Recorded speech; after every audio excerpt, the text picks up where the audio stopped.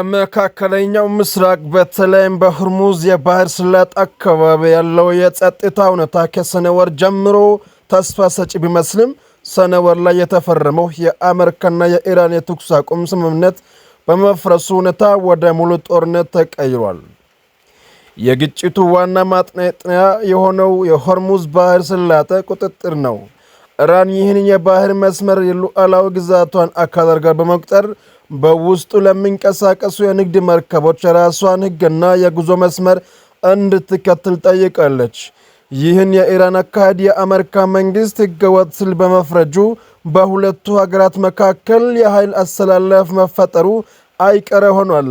የአሜሪካ ፕሬዝዳንት ዶናልድ ትራምፕ በሐምሌ 7 2026 ስምምነት መፍረሱን ካወጁ በኋላ ግጭቱ ወደ ተከታታይ የጦር መሳሪያ ምርቶች ተሸጋግሯል።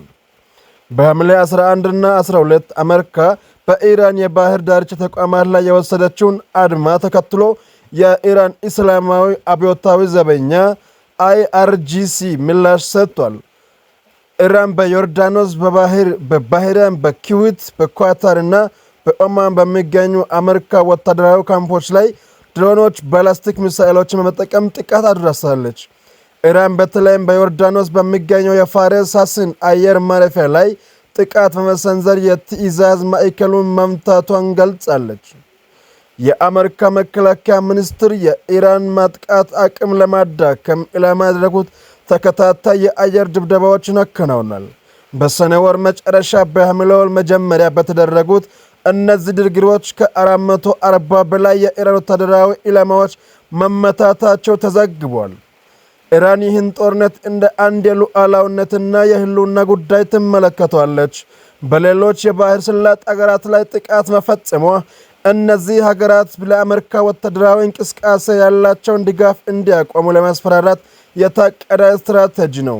በሌላ በኩል አሜሪካ ዓለም አቀፍ የንግድ መርከቦች በሰላም እንዲያልፉ ለማስቻል ኢራንን ማዳከም እንደ ዋና ግብ ይዛለች።